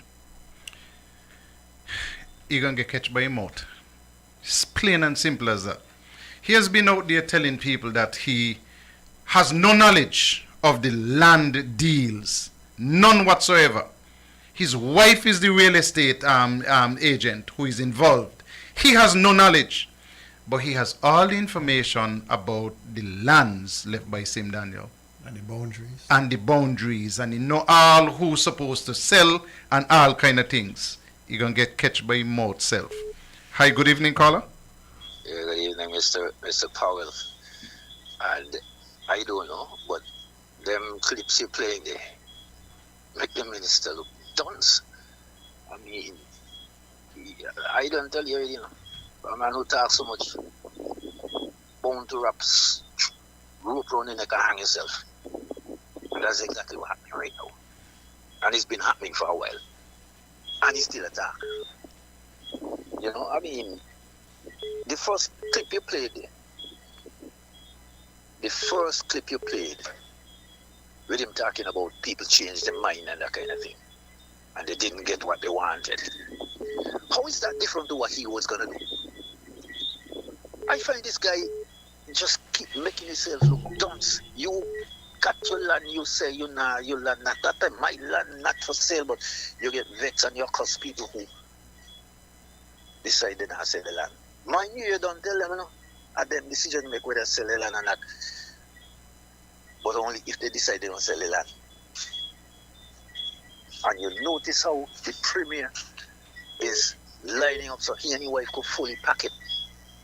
But these people supposed to sell out the land to these people and stay broke. Work themselves to death the rest of their life. Stay at the bottom of the barrel while he float, fly to the bank every month. Flying to the bank with the salary what we Nevis people are pay. And he not do nothing for it. Everything you do fail. And you see the many businesses you got around and they take, they go ahead. Time longer than wine. Good evening. Thank you very much. Gentlemen, you seem to be quite guarded in throwing word at some people. He says some gentleman making a set of noise, but he ain't got the right to sell no land. Hi, good evening, caller. Good evening, caller. Yeah, Carl, the man just trying to show what, you know. Nobody's stupid, you know. Everybody know who trying to show what on. But, like you said, you're going to get catch like a fish right by mouth. Say the things, stupid, man, want their show what. But you can try right word and you're going to get catch right by mouth. People in the side got to listen, open my eyes. This man is concerned about looking after Keith and his wife, bank account, nothing else. Guys, they don't care nothing about news people. Poland and to Ireland. News people do not get Mark Brandy to make eyes cellular to Destiny because he is the architect for Destiny, not for news people. He's working for Destiny, not for news people. Prime Minister got to be careful. We went with the meeting down 4 seasons. Got to be very careful. Go only trading for laws. Don't play with that man there, Mark Brantley. It's not bigger. Thank you very much. Gentlemen, I notice he went on another rant today because he got service in the matter that he has been after Janice Daniel. I think you would have noticed that today, Daily and Tulu. Here is a challenge. In all of this, and he said that he's going to disclose all kind of information. This is the same man who says that he does not have any information. His wife is the one dealing. His wife must start to talk to him now and give him information because she's the real estate agent. So he's getting information either from his wife or from Johnson. But you're getting information from somewhere. The point I want to make, though, is that Mark has never once said to the public that, hey, listen, Mr. Daniel, Right Excellent Sir Simeon Daniel, had X amount of acres of land in the area that Destiny is interested in, and that there are co-executors to the will of Sir Simeon Daniel. And those co-executors are Adrian Daniel and Janice Daniel Hodge. He has never once said that. So if you listen to his argument, you would appear to want to believe that ain't no Sim Daniel lands, it's Janice Daniel lands. And Janice Daniel selling the lands, and Janice Daniel has pocketed and will continue to pocket money. He has never mentioned that Adrian Daniel is involved, or that Adrian Daniel is an employee at the firm of Daniel Brantley and Associates. But what he's doing, he is trying this case in the court of public opinion. He's trying to nasty Janice Daniel Hodge as the leader of the NRP and claiming that she has lands and that she has entered an arrangement to sell her lands. This is something which is being done by Mark repeatedly. And this is one of the reasons why I want the Pastor Maynard, I want you to pray for Mark. I want you to tell him that what he's doing is wrong. You can't just say, I love him and he right and he trimming the fat. You got to tell him when he wrong too. Otherwise, you will also be held for that, held responsible for your not doing what is the will of God. Let me tell you Be this. done with that. Go ahead, Dale. Months and months ago, when this whole sordid tale broke, we were all glued to Mark's show that night. The big reveal that he would disclose to the public evidence that Dr. Hodge was selling her lands. What he read instead were parts of Sir Simeon Daniel's will. That's all he did. There was nothing there to indicate or support the assertions that he was making. And he has consistently repeated them. months ago, Dr. Hodge would have sent him a cease and desist notice by bailiff. For a few months, he calmed down, he quieted down, said nothing more. Because the next step was to file a lawsuit. But he ramped up like he forgot that Dr. Hodge is not a person you play with. And so I was very, very pleased when I saw his ranting indicating that he was served with a real lawsuit now, not a warning anymore. Mm-hmm. So let him now proceed to the court with his evidence. And Dr. Hodge will bring her evidence, and we will see how the barley grow. So I'm very proud of Dr. Hodge for making that final step, because this gentleman here is all about trying to destroy people, to destroy people's reputation, to dirty the water surrounding these things, because he knows that he is against the wall with Destiny. He knows he's a sellout for Destiny, no better than those African leaders who sold their country to Belgium, who allowed their leadership to be slaughtered for money. He's being led by the nose, the same way those crooked Africans were led by the nose with the Europeans in the Sahel, in Boko, what we now know as Burkina Faso, before Upper Volta, when all those leaders in African myth, strong leaders were murdered, assassinated by their own people. First one was Lumumba. Right? Under the guise that, these guys are revolutionaries, blah, blah, blah, blah. And so he is no different. He's no different from any of those crop leaders who are being led by their noses to slaughter their own people. And so I am so happy that he will have to answer in the court of law, not in the court of public opinion, in the court of law, and prove what he's saying to be true. So all of this bluff, she's going to have to pay this and I'm going to extract my pound of flesh, it's all bluff. It doesn't work like that. But he feels that he can intimidate people. And I know for a fact, when he got that notice of service, Shiva. He shivered in boots. I did not shiver when I got one from him. But you know, I will say to Mark Brantley, and somebody needs to warn him, that when you're trying to roll a boulder to crush somebody, remember that very same boulder is going to crush you. When you're digging a ditch to bury somebody, make sure that you dig a second one, because if you only dig one, you will be buried in that very same ditch that you dug. But what Mark Brantley has failed to say to the people of Nevis and the world is that when people entered into an agreement with his wife to sell their lands, they were not aware that they were selling their lands to this man who wanted to have his own country and his own laws and his own everything on the island of Nevis. I have spoken to several persons who have spoken to me who has land in the area, who said that they would have said to Sharon that they were mindful to sell their lands.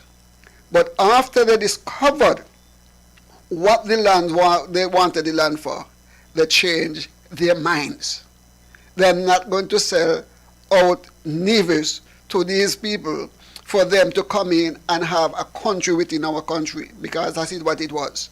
And so this is what the thing. He hasn't said that to us. Now the people said that he's been caught by his mouth. No, Mark Brantley has been caught at every turn. He would have said to Carlin he knew nothing. But then later on he would have said to a journalist that I knew that there were plans for that area since in 2024. This is 2025. He said that he did not know anything. And then he turned around and going to say to a journalist, I knew about these plans since 2024. that there was a planned development for the area. The journalist didn't say to him there before he spoke, but Mr. Premier, you're making a whole lot of noise and say you knew nothing. And now you're telling us now that you knew since 2024, which means you're lying, you're deceiving the people. They just accepted that. And his narration continues to change at every turn that it is discovered that he's lying. But you know why he's doing it? Because he has people who are religious, who purport to be Christians, find ways and means to excuse him or to justify him or to let himself tell lies on his behalf. And so he continues to do that. But Mark Banty has been found out a long time. Let's take this call and then we're going to go to a clip. Good evening, caller. Good evening, Mr. Powell. Follow me closely. Jensen's brought a proposal to the government. In that proposal, the contents of the proposal suggested a country within a country. The Premier blindly brought it to the people, disclosing partial disclosure, and he would never show the people the real content. Well, let me tell you something, eh? I have not been to university, but my grandfather told me make sure you get common sense. So my common sense tells me, and Jensen's tell me, that they want absolutely no governmental control over the plot that they're trying to surround. Wall or no wall, it's a zone. My concern is that Mark Brantley is willing to declare a zone over the couple square foot of land that I have. And that could be a problem. Talk as he may, I'm not the only one. And he could talk, go around, he could go ahead. One of the things that Jensen said is that this is going to be a CBI project, a citizen by investment project. When Banky them ask him questions about it, he start backing up and going around. The Premier also said it's a CBI project. He said anybody who is in that zone will have to pay the CBI registration fee. He said that in a press conference. Mm-hmm. And I could go back to it. It's the press conference the day after the town hall meeting at the St. Paul's Anglican Church. So they challenged me. He said anybody who goes into that zone will have to pay the citizen by investment registration. I asked the Premier myself where that money going and how he gonna know how much it is for him or for us Nevis people. And his answer is on record as saying that Dr. Drew give him an update every month. You ever hear the Premier tell Nevis people that? Not me. Nor do I know how much is in the CBI funds. I know. I don't know how much in the CBI fund. He said he know. Because Dr. Drew give him an update every month. My response to that was, well, that's good. But I remember thinking in the back of the mind, well, how we not tell Nevis people that? He only disclosed to Nevis people what he wants to disclose to them to keep them out of the know and hope that they can make a decision. But people make decisions from what they are told. And the amount of talking he do, somebody will make a decision. And I make decisions from what he said, since he has shows the plan.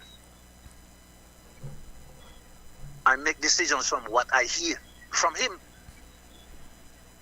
If I'm wrong, I'm wrong after he. And he is the kind of person who wants to be the only one in the room talking. You want to ask him a question for clarity, and he cuss you. You want to make a suggestion to him, you give you an argument. And then he said, people, just a sheer opinion. He also said, opinions have consequences. And Mr. Premier, actions have bigger consequences. Be careful what you do.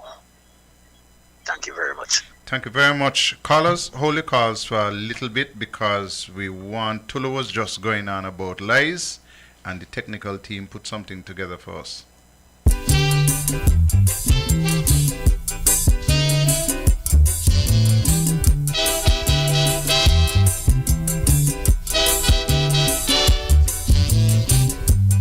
We have always known that a development was proposed. When I say always, in terms of since the talk started about this prospect of a development. In fact, I believe I would have met with this developer for the first time and learned who he was in June or thereabouts of 2024. Yes, you can sell your land to whoever you want to sell it to. The government cannot stop you. But then if you're hearing that it's going to become something so private and so exclusive that perhaps, because as you say, it's rumor, perhaps I may not be able to go down there with my grandchild. I may not be able to fish. The boat may not be able to go out. That to me then falls on government to make sure it looks out for the people and let us know what's really going on in the area. I'm trying my very best to explain that the government has no proposal before it for any development of the kind that you say is rumored. That is what I'm saying. If and when such a thing comes, consistent with our transparent approach, we will definitely come and talk about it. You hear lie? That is lie. Lie? You hear lie? The proposed investors have said a number of things, caller. They have said that for those people who have lands in the area that they want to establish this zone, but who do not wish to sell, that they are trying to acquire lands elsewhere to swap. And they say they're doing at a swap of 1.5. That's what I gathered from them. So if you have 10 acres of land over on the southern side of Nevis, and you do not wish to sell your land, they're saying they'll purchase 15 acres someplace else that they can swap, exchange then. Let me not use swap. Exchange for that. That's my understanding. There is one other provision, it hasn't been asked about, but let me just tell you now, that we had a concern about people who are in the zone being able to purchase land outside the zone. And we have also said emphatically that there could be no cross-pollination, so to speak. So if you're in the zone, you will not be allowed to purchase real estate outside the zone. You hear lie? That is lie. Lie? You hear lie? The caller identified himself as Mr. Williams, who has land in the area. Am I correct? Yes, sir. Okay.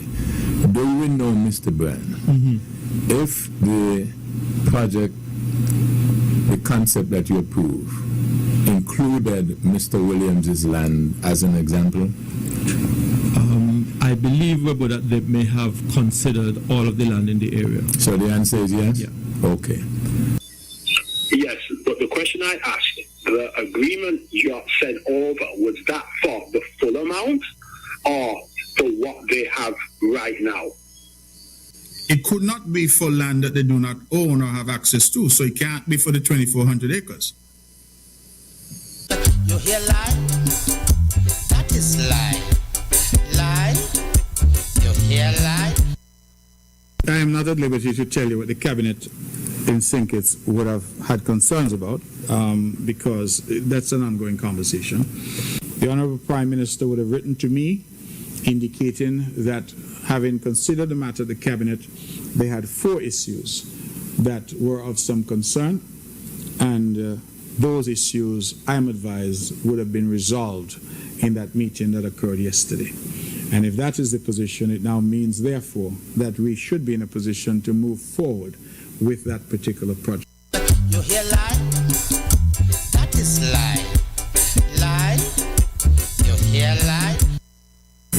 If anybody could go over there now, and I challenge them to find any piece of land with a for sale sign over there. The people who own them land are people who are long in the tooth, and those lands are their patrimony to their who is coming after them, for their children, their grandchildren, their great-grandchildren. You just said that they've incorporated our land. Well, we haven't sold. We have no intention of selling. Landowners are asking for a meeting to discuss. He doesn't see anything to be gained. And I'm saying if they sit down and have a reasonable discussion with landowners, they could try and convince them to change their mind. But if you got your tail on your back and you're walking through and going like you own the place, you're not going to get no cooperation. So I know that this and that went on the radio and said Joseph Parriga lands over there. He could have only found out that because he was told so by somebody in Mr. Bradley's office. He didn't know that himself. So I would hope that this and that will now say that that contract is dead. And I have made the sacrifice of not selling my land in the interest of the people of Nevis. My children agree with me that they will forfeit the amount for the land to be sold for whatever reason. Now the land is back in my hands and they can have their portion at the appropriate time. But I'm telling you this tonight to say that I was prepared to make a sacrifice. Because when I found out who were going to own the land and what they intended to do, I could not stomach that. I couldn't deal with it. I couldn't deal with it. It was against all the principles I believe in. All that I have spoken about, our black heritage, our black pride, our black identity, being a division, I couldn't handle it. And I hope other people in this feel the same way as I feel. You know what I found interesting in all of this discussion? You're not hearing the landowners in the area calling in the radio station to say they object to the project. You know why? Because the landowners in the area are happy to sell their lands because they don't see that in their lifetime there will be any development of that part of Nevis, because to get roads and water and electricity and all of that over there, you're talking hundreds of millions of dollars of investment. You hear lie? King liar. Teach your pussy say if you tell a lie, you're going to hell as soon as you die. Whip it up. Make it up. Tulu, some of those you spoke about, some you didn't, but I submit, Lord Nelson is 95 now. Nelson is 95. He say, teacher first, he say, if you tell a lie, you're going to hell as soon as you die. I believe the boy in hell already. I think he done their hell. And perhaps all those who are supporting his lie and endorsing his lie and they're finding excuses for his lies, they might end up in there with him too. Hi, good evening, caller. Yeah, good evening again. We don't understand how us, we are the Nevis people, I tolerate the nigger man there.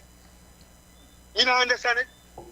But I'm going to say to him tonight, that nigger man, I mean, I check him. This is my opinion. Nigger land, I tell my head. Good night. You have a good night. Staying with the phone lines. Good evening, caller. Good evening, Mr. Powell. How we do?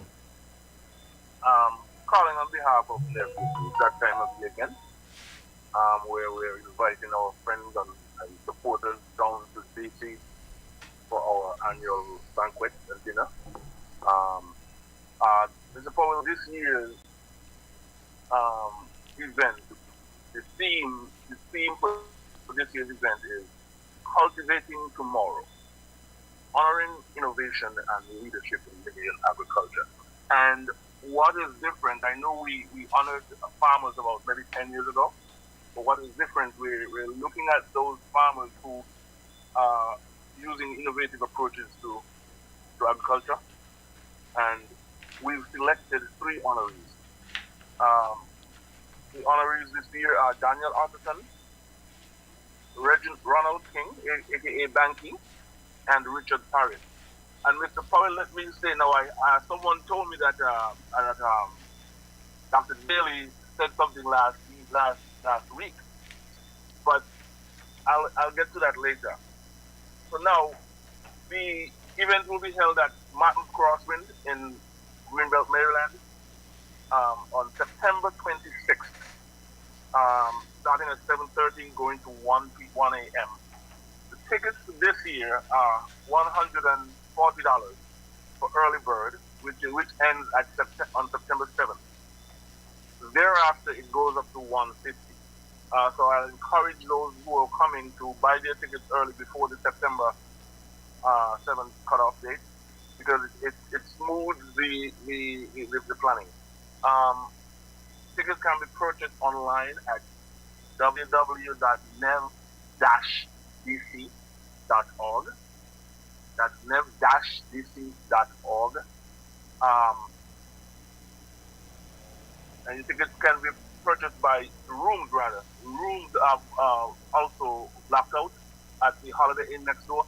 It's listed, it's Holiday Inn Greenbelt, Maryland, but it's listed online in some places as Holiday Inn Washington, D.C.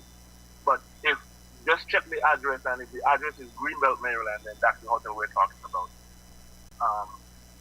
This year, the entertainment will be by Image Band, as usual, but this year we also have Abena Amory, Deli, and Corey Tyson. And of course, we have musical raffles throughout the evening. So rooms are booked at the hotel, not booked, but blocked off at the hotel until September 7th. After September 7th, it's done like a first-come, first-served basis, but they have rooms blocked off until then.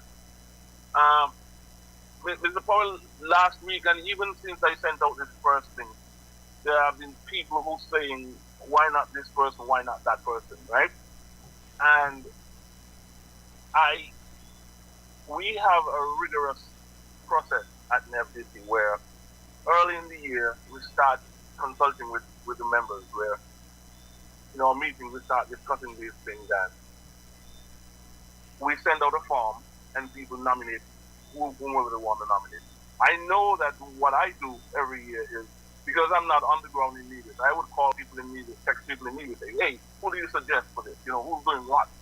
And I suspect other people do that as well.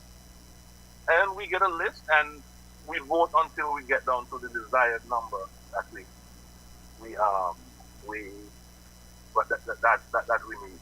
So Dr. Daly, what can I say? Next time. I'm just going to say to you, you can't call Zook and ask Zook if you think Daly should be or not. Zook can say no. Zook did tell me no. Zook, he did say no. You guys say no.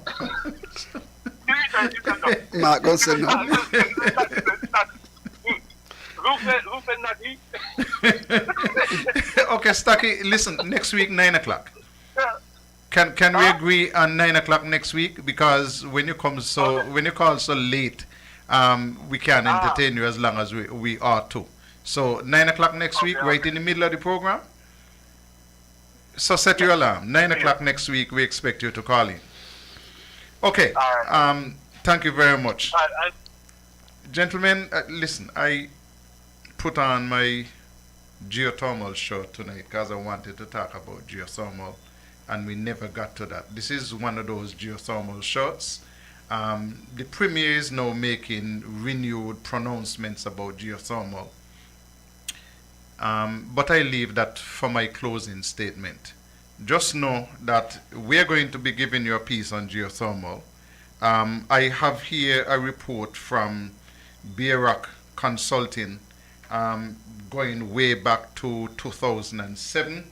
As a matter of fact, I have 2 of these reports from BRAC Consulting going back to 2007. And I have the geothermal resources bill that we tabled and passed in the Parliament here in Nevis in 2008. And I also have a geothermal loan guarantee debate which I presented in the Parliament on the 26th of April 2011. I got all of those, a whole ton of information to give to you, but that's next week because we are already showing 951 this week. Any other pressing matters, gentlemen? The Premier keeps saying to people that the lands on the south side, nothing was done out there in those lands for 100 years thereabout. I think it's important for us to let the Premier know and the people of Nevis know that for a long time the CCM has opposed and continue to oppose development on the south of Nevis until destiny reached in the hands of Mark Brantley and his wife. Going back, way back, in the time of Simeon Daniel, the Long Point Pier was supposed to be built out of Long Point. That is way over close to the lighthouse, right, Dr. Daly? Not so far over. Oh, but it's going closer to that. Okay. The CCM opposed that, and they would have said to the people of Nevis how wicked Sim Daniel was to take business out of town and going over that place over there. They also oppose it because it was said that people like Daniel and Harris Leiber and other persons has lands in the area, and if they go out there, their lands will be developed. And so they opposed that, and Nevisians joined them. We would have had the other proposal for the fuel storage plant. CCM opposed that plant. We would have had a proposal presented again by NRP, Dr. Daly. It was out there for the development of that area. CCM opposed that development of the area and then claimed that they had studies done for the area. We would have had a proposal by Spencer Brand, who is a member of the CCM, who was given support by the federal government at the behest of Mark Brantley, the Nevis Island administration, to develop a hotel, the Atlantic View Hotel. We are hearing that there's another Nevisian who had proposal to do development in that very same area, and the CCM opposed those development. And so for Mark Brantley to come and say to the people that nobody has any vision to develop that area until he and his wife and Destiny came around, it is absolutely false. CCM at every point opposed development of that area, and it's only become viable now because Mark Brantley and his family stands to make a whole bunch of money out of the area. Thank you very much. Caller, your last call tonight, so you got to keep it nice and tight. Hello? Device. Hello, caller? Okay. Sorry, caller, you came in just when I had cut the call. Just give the caller a couple of minutes. See if he calls back. He's going to have to make it nice and tight. Caller, go ahead.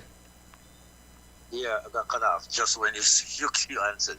Hey, Mr. Powell, I'm glad that the Premier has come around to talking about. Yeah, I'm glad that the Premier come around to saying that Destiny is carving out now, and there are people's land who they don't want. They say people getting upset because no, they don't want their land. Okay, but I tell you what, he's still got the base problem where he's trying to give away to Destiny what is not in his purview to give away, i.e. security, social security, borders, customs and all that.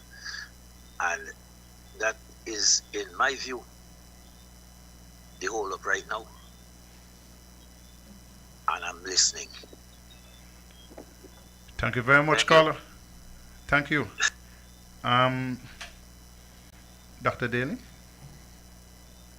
That last clip you played, where Brantley is barely aching about the cost of developing the southeast in terms of road water, power, etc. He said hundreds of millions of dollars will be required. Lie. Hundreds of millions of dollars to be Lie. required. He said the road that would bisect that land initially, he said between 20 and 40 million dollars.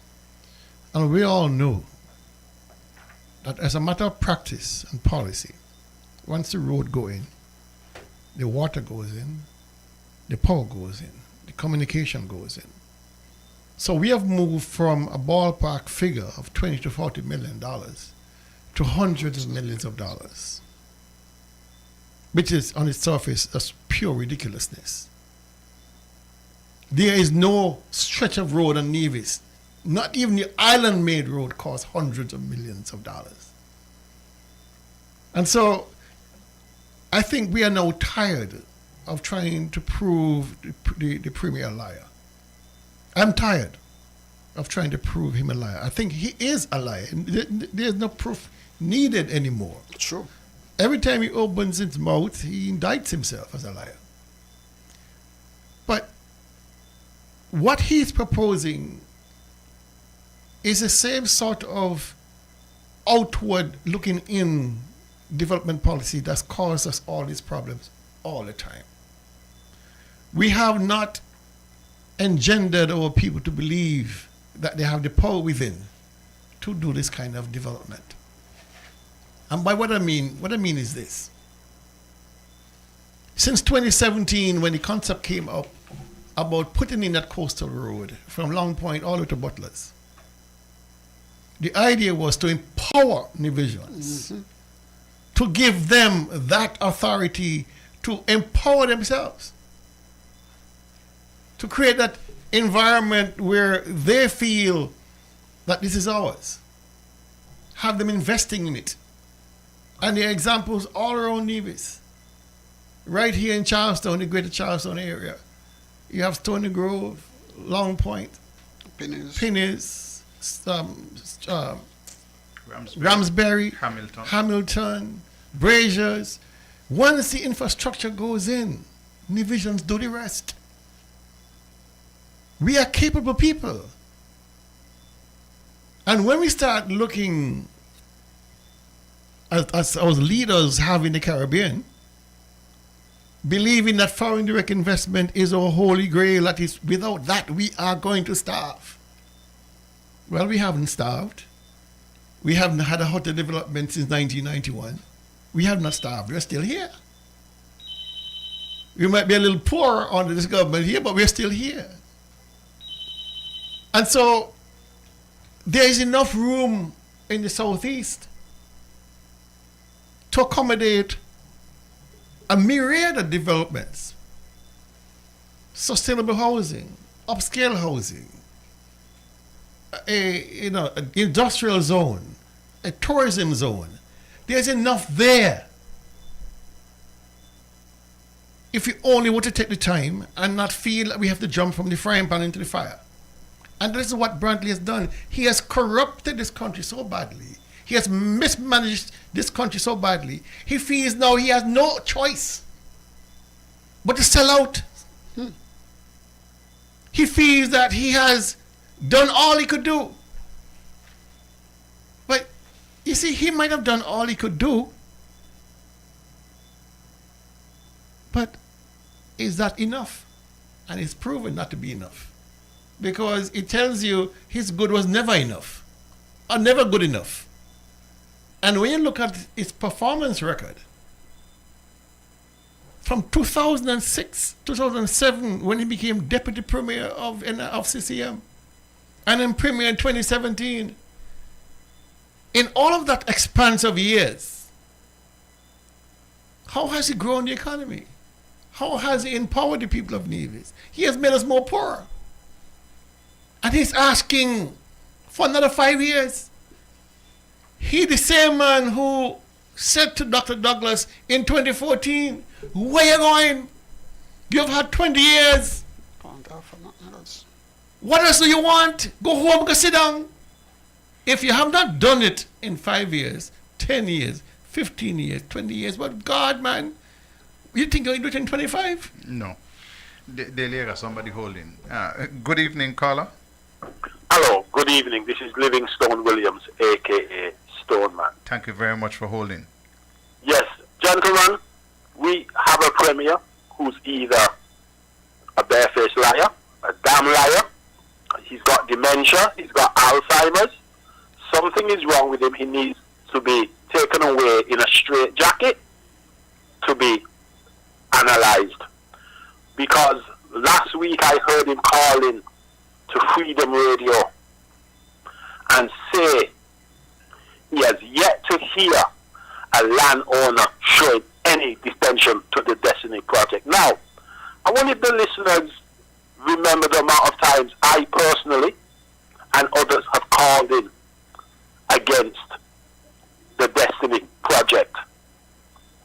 And again, I will say there is not one piece of land with a for sale sign over there. And he says how we are desperate to sell our lands. I don't think so. That is a barefaced lie, and he needs to retract it because he knows it's a lie. But because he thinks he's talking to a totally different set of people over in St. Kitts, he can come out with this fallacy. Have a good night. Thank you very much, caller. And listen, I must say that Libby has been calling. He has been calling, he has been going to all the meetings, he has been speaking, and Carl Manos has been calling, he has been talking. I don't know why the Premier would say that the landowners in the area, they are not talking. Mr. Parry did speak, and he did say that he turned down a very generous offer.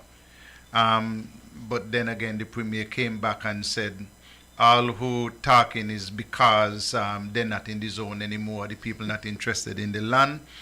You got to, if you believe in prayer, you got to be. So where's in your boundary? He hasn't told us. He hasn't told anybody. I mean, to me, that's a critical question. It is. Because I have not seen Destiny publish anything regarding a new boundary. The boundary that they have and that they presented is a boundary that we've been working with. So if they had a new boundary, the minimum they could have done is said, listen, this is what we're working with. But even with a new boundary, how do you get past the fact that the coastal road disappears? How do you get past that? How do you get past the fact that the lands owned and operated and controlled by the Williams family is dead center of this project, 150 acre plus? How do you get past that? You can't.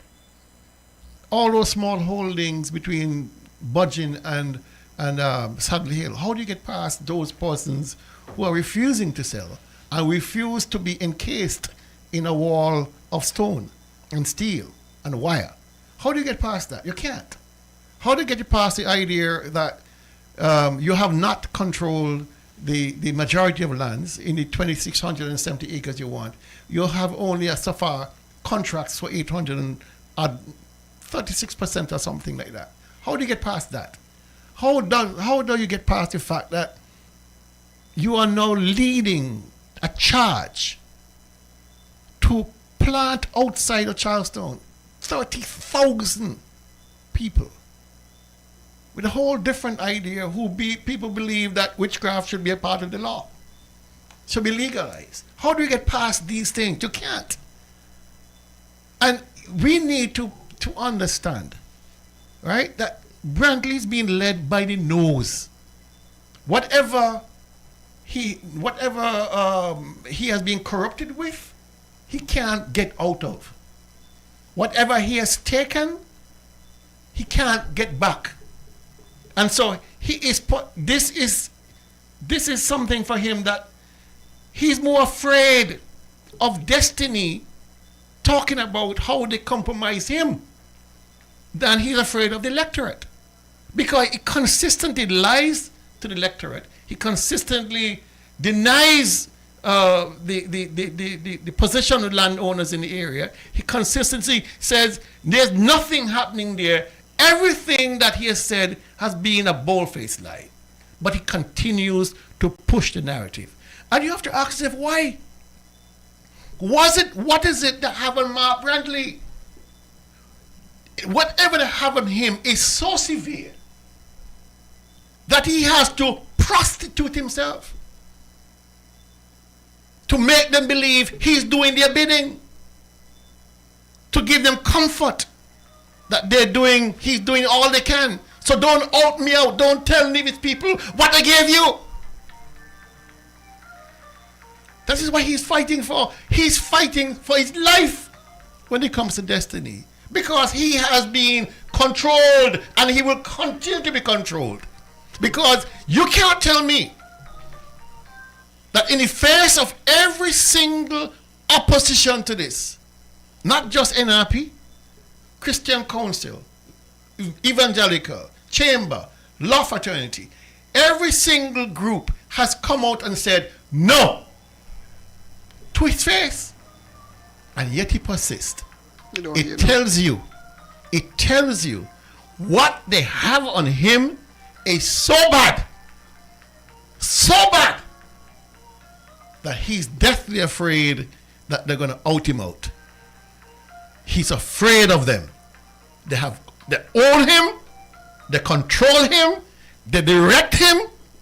He's theirs. So he's laying down on his back, the belly exposed. That is Mark Brantley right now. Expose. He's more afraid of them than he's afraid of us. That's the way he continues to behave. The way he does. Thank you very much. Listen, caller, I'll give you 30 seconds out of my closing. Tell me nice and tight. Caller? Yes, caller. Yeah, tell me nice and tight. We're over time, so I'm going to make it real quick. Dr. Daly, I so agree with you. But let me tell you something. There's more in the matter than the thistle. And you see this reevaluations of lands that's been happening recently. The owners of lands around the Nevis, and especially in that area, are going to be in for the shock of their lives. There's a lot going on that's being hidden, that's going to be revealed, and it's going to shock us. It's going to absolutely shock us. Thank you very much, caller. Thank you very much. I still got one more call to take. Good evening, caller. Yeah, good evening again. Well, I hear you fight for your life, for destiny, but you lose your life. I must lose destiny. Good night. Thank you very much. I hope that don't mean in the lose your life sense. Because when people wicked, I want them to live long to suffer a little bit. Okay. Geothermal, I was to tell you about that tonight.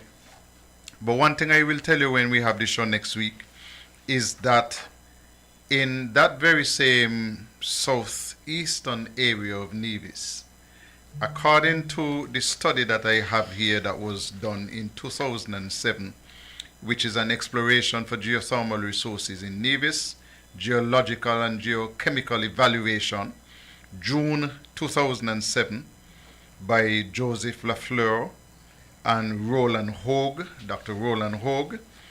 That area in the southeast of Nevis does show very good potential for geothermal. So these people, Johnson and them, they know what they're saying. When they said that they would produce 70% of their energy, it does show very, very good potential for geothermal energy. I don't know. I know Mark and them don't read, so maybe they don't quite understand that.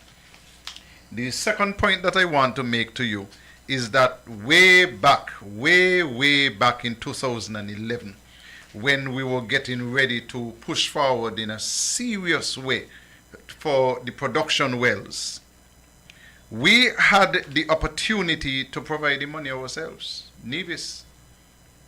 In those days, Nevis could give guarantees, and so the export-import, what we call the Exim Bank, was prepared at that time to take a guarantee from the Nevis Island Administration.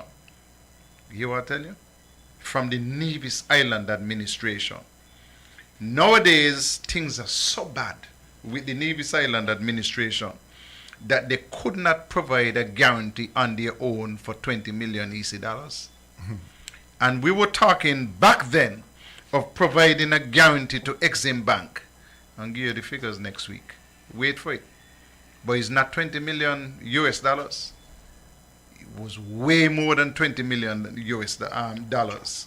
And the Exim Bank were prepared to take a guarantee from the Nevis Island administration.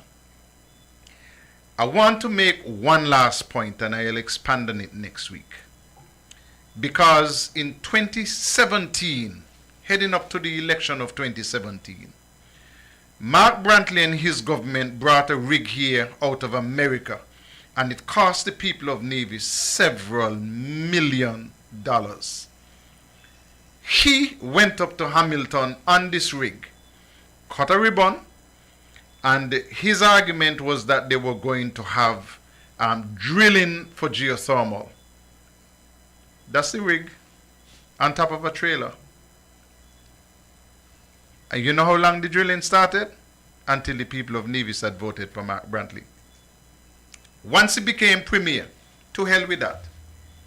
But he gave the assurance that that drill rig was in Nevis for us to have the production wells. He never once made a statement about having to pay any monies up front for these people to do the production drilling. They were paid quietly across the table, maybe some drop under the table.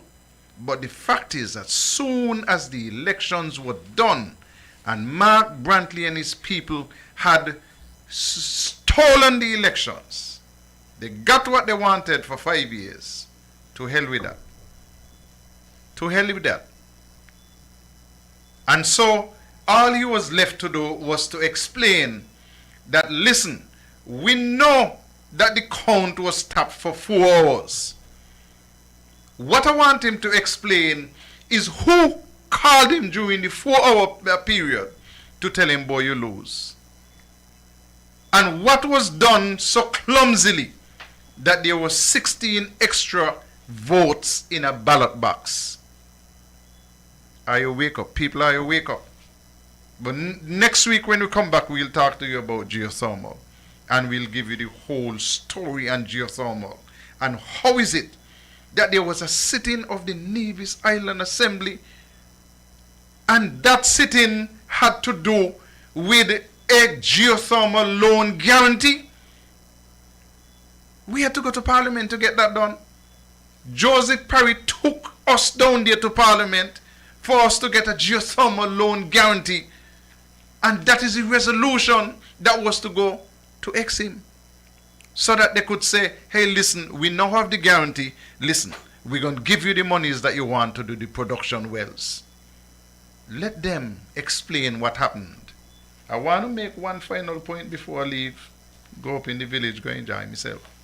And the one final point is that when we had the vote in the Nevis Island Assembly and the Geothermal Resources Development Bill, not one person on the opposite side voted in favor of the Geothermal Resources Bill. None. Van Samry did not vote in favor of. Mark Brantley did not vote in favor of. None of them. So all the talk you hear them talking now about geothermal and so important and is witting, when the matter was brought to Parliament, nobody on the opposition side voted for the Geothermal Resources Bill. And if all you don't think I'm right, check Hansard, and you're going to see the facts for yourself. Hey, we're going to see you next week. Let me make one Yeah, announcement. go ahead. On Saturday's show on Target, we'll be coming to you as usual time.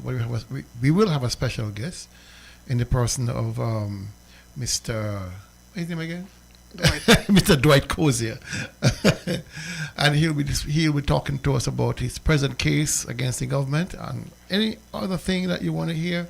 He has a mouthful to say to you. So make sure you tune in early, Saturday 1 o'clock. We'll be here probably till 6 o'clock based on what he got to say. So join us on Saturday, please, on Target. We have a special guest, Mr. Dwight Cozier. Man, you're just telling me, and I just told the Lions that I'm going to work the first shift at the food fair. starting at 12 o'clock. I got to tune in 1 o'clock to hear Cozy. When you go, you work from 12 to 1. No, well, from 12 to 1. Work from 12 to 1? Yeah. Put in the headphones. Yeah, I got to do a couple of hours in the booth because we have a hydration booth at the food fair. So, but if I knew Cozy would hear, I would say, let me work the shift from 4 o'clock. From 6? Yeah, because Cozy got a lot of chat. You know? Okay, listen, see you all next week. You hear? Enjoy Culturama. Be safe. Tell me what you want.